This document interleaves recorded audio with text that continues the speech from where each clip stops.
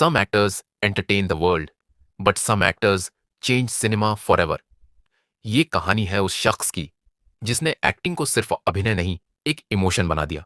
एक ऐसा इंसान जिसने पर्दे पर रोना भी सिखाया और चुप रहकर भी लाखों दिलों को हिला दिया। संघर्ष से शुरू हुई ये यात्रा शोहरत, सम्मान और इतिहास तक पहुंची, लेकिन घमंड कभी साथ नहीं आया। आज हम बात करेंगे उस कलाकार की जिसे दुनिया द ट्रेजेडी किंग कहती है और भारत अपने सिनेमा की आत्मा। ये सिर्फ एक सुपरस्टार की कहानी नहीं, ये सबक है। This is the legacy of Dilip Kumar. साल था 1922 का और जगह थी पेशावर। 11 दिसंबर की रात किस्सा ख्वानी बाजार की सोना बनाने वालों की गली में भयानक आग लगी थी। ठंडी बर्फीली रात, तेज हवा और उससे भड़की आग, चारों तरफ अफरा तफरी मच गई। इसी बीच पेशावर के एक घर में एक महिला की प्रसव पीड़ा बढ़ने लगी। घर के ज्यादातर मर्द आग बुझाने गए हुए थे। घर में महिला का देवर उमर था, इसलिए दाई लाने की जिम्मेदारी उसी पर थी। तेज हवा, कड़कड़ाती ठंड और आग की दहशत के बीच वह दाई को लेकर आया और उसी हंगामे के बीच एक स्वस्थ, गुलाबी, मजबूत बच्चे यूसुफ का जन्म हुआ, जो आगे चलकर हिंदी सिनेमा के सबसे बड़े सुपरस्टारों में से एक दिलीप कुमार के नाम से जाना गया। बॉलीवुड के ट्रेजेडी किंग यानी दिलीप कुमार की 11 दिसंबर को 103वीं बर्थ एनिवर्सरी है। इस मौके पर आइए उनकी जिंदगी से जुड़े कुछ किस्से जानते हैं। दिलीप कुमार की autobiography the substance and the shadow के अनुसार वो किशोरावस्था में एक बार घर छोड़कर पुणे चले गए थे। उनके पिता लाला गुलाम सरवर एक फल व्यापारी थे। दिलीप कुमार के अपने पिता से रिश्ते कुछ तनावपूर्ण थे और एक बार किसी बात पर बहस के बाद उन्होंने गुस्से में घर छोड़ने का फैसला किया। लगभग 18 साल के दिलीप कुमार ट्रेन से पुणे पहुंचे और वहां एक ब्रिटिश आर्मी कैंटीन में काम करना शुरू किया। उन्होंने सैंडविच बनाने और बेचने का काम किया। अपनी अच्छी अंग्रेजी के कारण वह जल्द ही कैंटीन के मैनेजर बन गए। उन्होंने अच्छी कमाई की और 2 साल बाद जब उन्होंने पैसे बचा लिए तो वह वापस बंबई लौट आए। दिलीप कुमार जब पुणे के आर्मी क्लब में काम करते थे, तब क्लब में एक दिन ब्रिटिश शासन पर चर्चा छिड़ी। एक अफसर ने दिलीप कुमार से पूछा कि भारत ब्रिटिश शासन से आजादी की लड़ाई तो लड़ रहा है, लेकिन युद्ध में तटस्थ क्यों है? दिलीप कुमार ने ब्रिटिश संविधान की अपनी पढ़ाई के आधार पर एक स्पष्ट और दमदार जवाब दिया। अफसरों को उनकी बात पसंद आई और उन्होंने उन्हें अगली शाम क्लब के सामने भाषण देने का निमंत्रण दिया। फिर दिलीप कुमार ने रात भर मेहनत कर भाषण लिखा और अगली शाम जब उन्होंने पूरा तर्क रखा कि भारत की स्वतंत्रता की लड़ाई न्याय संगत है और कैसे ब्रिटिश प्रशासन अपने ही संविधान के कानून तोड़ रहा है, तो सभा तालियों से गूंज उठी। पर यह खुशी ज्यादा देर टिक नहीं सकी। भाषण खत्म होते ही पुलिस ने उन पर ब्रिटिश विरोधी विचार रखने का आरोप लगाते हुए उन्हें गिरफ्तार कर लिया। नाबालिग होने के बावजूद उन्हें सीधे येरवडा जेल ले जाया गया, वही जेल जहां कई आजादी सेनानी बंद किए जाते थे।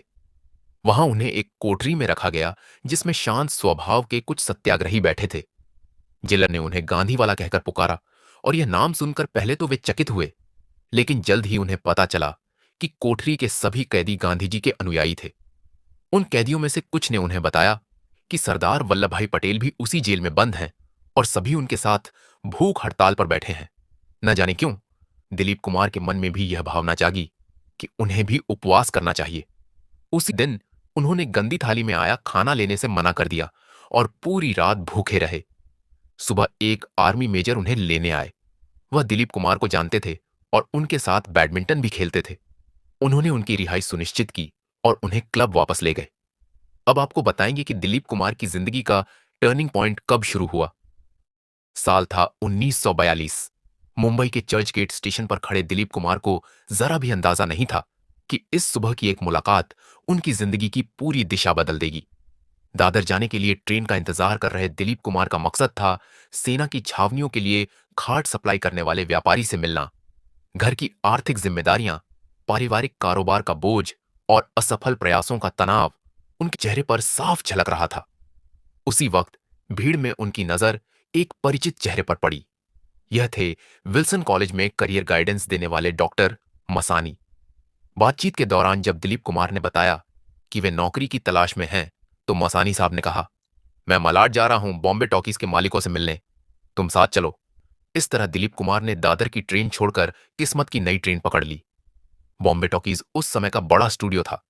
वहां मसानी ने दिलीप कुमार की मुलाकात अभिनेत्री और स्टूडियो की मालकिन देविका रानी से करवाई। देविका रानी ने दिलीप कुमार से कुछ सवाल पूछे, जैसे क्या आपको उर्दू आती है। दिलीप कुमार की पेशावर की पृष्ठभूमि और परिवार की जानकारी लेने के बाद उन्होंने पूछा, क्या आप एक्टिंग करना चाहेंगे? हम आपको 1250 रुपए महीने पर नौकरी दे सकते हैं। देविका रानी एक अभिनेत्री, निर्माता और उद्यमी थीं। दिलीप कुमार ने साफ कहा कि उन्हें एक्टिंग का अनुभव नहीं है।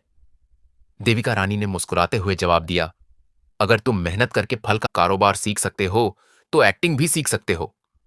हालांकि घर लौटकर जब दिलीप कुमार ने बड़े भाई अय्यूब साहब को देविका रानी की ओर से मिले ऑफर के बारे में बताया तो सवाल उठा, क्या यह रकम महीने की है या साल भर की। अय्यूब ने कहा कि राज कपूर को तो महीने के सिर्फ 170 रुपए मिलते हैं, फिर इतना ज्यादा ऑफर कैसे। अगले दिन दिलीप कुमार ने चर्च गेट जाकर मसानी से पुष्टि करवाई। फोन पर देविका रानी ने साफ कहा कि रकम 1250 रुपए महीने की है। उन्होंने बताया कि उन्हें दिलीप कुमार में बड़ी क्षमता दिखी, इसलिए शुरुआत से ही अच्छा वेतन दिया जा रहा है। इसके बाद दिलीप कुमार ने घर में बिना ज्यादा बताए बॉम्बे टॉकीज ज्वाइन कर लिया। घर में उन्होंने मां को सिर्फ इतना बताया कि उन्हें उर्दू वाले इज्जतदार काम में नौकरी मिली है, जिसमें 1250 रुपए महीने मिलेंगे। फिल्मों का जिक्र उन्होंने नहीं किया क्योंकि उनके पिता सिनेमा को मजाक में नौटंकी कहा करते थे। इस तरह दिलीप कुमार की फिल्मों में एंट्री हुई और साल 1944 में उनकी पहली फिल्म ज्वार भाटा रिलीज हुई। जब पिता को अचानक से पता चला कि दिलीप कुमार फिल्मों में एक्टिंग करते हैं। साल 1947 में आई फिल्म जुगनू दिलीप कुमार के करियर की पहली बड़ी हिट थी। इसमें उनके साथ नूरजहां थीं। फिल्म की सफलता के बाद शहर भर में उन्हें पोस्टर लग गए।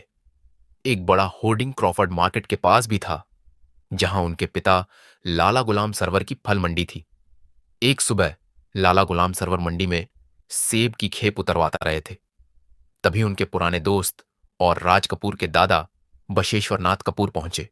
दोनों मिले। लाला साहब अक्सर बशेश्वर नाथ को छेड़ते थे। वो बशेश्वर नाथ से कहते थे, इतनी शान की मूछें हैं आपकी और बेटा पोता दोनों नौटंकी में लग गए। उनका इशारा पृथ्वीराज कपूर और राज कपूर की ओर था।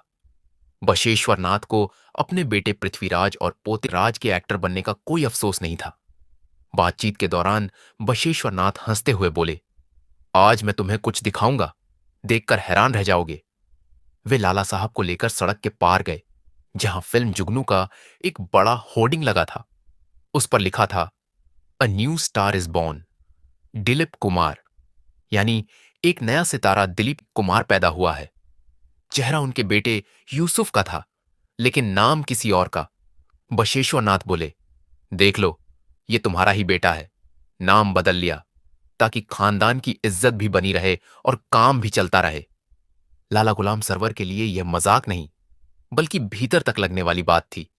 उनका सपना था कि बेटा सरकारी अफसर बने, ऊंचे ओहदे पर बैठे, लेकिन उनका बेटा अब फिल्मी पोस्टर पर मुस्कुरा रहा था, वो भी नए नाम के साथ। उस दिन के बाद कई दिनों तक उन्होंने बेटे से बात नहीं की। कोई गुस्सा जाहिर नहीं किया, बस गहरी खामोशी। पिता और पुत्र में जब कभी बात होती तो बस एक दो शब्द में। दिलीप कुमार भी डरते थे, पिता की आंखों में नहीं देख पाते थे। दिलीप कुमार ने यह बात राज कपूर से शेयर की। राज ने कहा, अब सिर्फ एक शख्स मदद कर सकता है पापा जी। दिलीप कुमार और राज कपूर की दोस्ती बचपन से थी। कुछ दिनों बाद पृथ्वीराज कपूर एक सामान्य मुलाकात के बहाने दिलीप कुमार के घर पहुंचे। काफी देर तक पृथ्वीराज कपूर और लाला गुलाम सरवर के बीच बातचीत हुई और माहौल हल्का हो गया। कुछ समय बाद लाला गुलाम सरवर ने जुगनू देखने वालों से बेटे की तारीफ सुनी। उसी शाम उन्होंने दिलीप को पुकारा, आओ बैठो।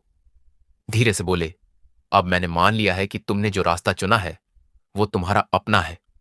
दिलीप कुमार को तभी समझ आया कि पिता ने उन्हें माफ कर दिया है। भले ही वो पूरी तरह खुश नहीं थे, लेकिन अब वो बेटे की राह को स्वीकार कर चुके थे।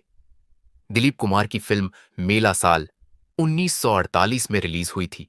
यह उस साल की सबसे ज्यादा कमाई करने वाली हिंदी फिल्मों में से एक थी। इस फिल्म में दिलीप कुमार की प्रेमिका का किरदार अभिनेत्री नरगिस ने निभाया था। फिल्म में दिलीप कुमार का किरदार एक गांव के युवक का था, जिसका नाम मोहन था। मोहन और मंजू यानी नरगिस बचपन के प्रेमी होते हैं। यह एक दुखद प्रेम कहानी थी। मोहन और मंजू की सगाई हो जाती है, लेकिन शादी से पहले मोहन शहर जाता है और रास्ते में उसे लूट लिया जाता है, जिससे वह अस्पताल में भर्ती हो जाता है। गांव में लोग उसे मरा हुआ समझ लेते हैं और सामाजिक दबाव के चलते मंजू की शादी एक 70 साल के बुजुर्ग व्यक्ति से कर दी जाती है। बाद में जब प्रेमी मिलते हैं तो भाग्य उन्हें अलग कर देता है और कहानी का अंत दुखद होता है। नरगिस और दिलीप कुमार ने मेला, अंदाज और दीदार जैसी कई फिल्मों में एक साथ काम किया था। खास बात यह थी कि मेला पहली फिल्म थी जो दिलीप कुमार के पिता ने सिनेमा हॉल में देखी थी। वह अपने भाई उमर और एक दोस्त के साथ दिन के शो में फिल्म देखने गए थे। उसी दिन दिलीप कुमार थोड़ा जल्दी घर लौटे क्योंकि उन्हें अपनी बीमार मां के लिए दवा लानी थी। घर पहुंचे तो पिता सामने बैठे थे और बोले, आओ बैठो मेरे पास। चाचा उमर मुस्कुरा रहे थे। फिर चाचा ने बताया कि वे फिल्म मेला देखने गए थे। दिलीप कुमार के पिता उन्हें देख रहे थे।